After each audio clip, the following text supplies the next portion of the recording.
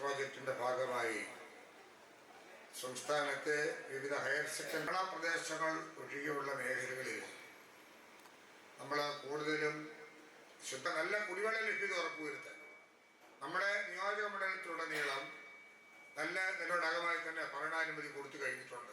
നമ്മുടെ എല്ലാ വീടുകളിലും ശുദ്ധമായ ജലം എത്തുന്നതിനുള്ള പരിശ്രമം. ദേവനന്ദന ബിജു +2 സയൻസ്.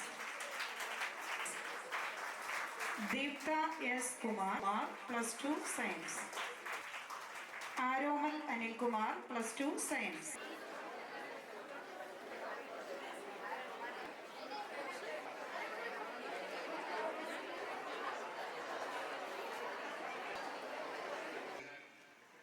എൻ്റെ പേര് നമ്മുടെ വാട്ടർ ഡിപ്പാർട്ട്മെന്റിൽ നിന്നും എത്തിച്ചേർന്നെടുക്കുകയും ഇവിടേക്ക് നമുക്ക് അഭിമാനമുള്ള ഒരു സംഭവമാണ് ഇന്നേ ദിവസം ഈ പരിപാടി ഇവിടെ. അതായത് വലിയ കണ്ടത്തുനിന്നാണ് കിലോമീറ്ററുകൾ താണ്ടിയാണ് നമ്മുടെ വെള്ളം നമുക്ക് കിട്ടാറില്ല.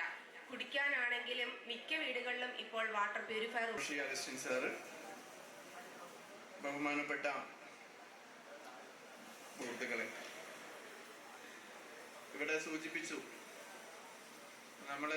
സംസ്ഥാന ഭൂജല വകുപ്പ് നാഷണൽ ഹൈഡ്രോളജി പ്രോജക്റ്റിൻ്റെ ഭാഗമായി സംസ്ഥാനത്തെ 14 ജില്ലകൾ തിരഞ്ഞെടുക്കപ്പെട്ട 2 സ്കൂളുകൾ, ഹയർ സെക്കൻഡറി സ്കൂളുകൾ വഴി നടപ്പാക്കുന്ന പദ്ധതിയാണ് ഭൂജല ഗുണനിലവാര ടെസ്റ്റിംഗ് ലാബ്.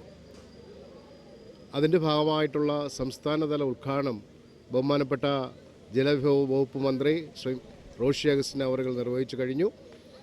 നാട്ടിന് ഏറെ ഗുണം ചെയ്യുന്ന, പ്രത്യേകിച്ച് കൂടുതൽ ആൾക്കാരും പ്രദേശത്തെ അല്ലെങ്കിൽ ജില്ലകളിലെ തന്നെ ഗ്രാമപ്രദേശങ്ങളിലെ ജനങ്ങൾ തന്നെ കൂടുതൽ ആൾക്കാരും ആശ്രയിക്കുന്നത് കിണർ വെള്ളങ്ങളെയാണ്, അല്ലെങ്കിൽ ഭൂജലത്തെയാണ്.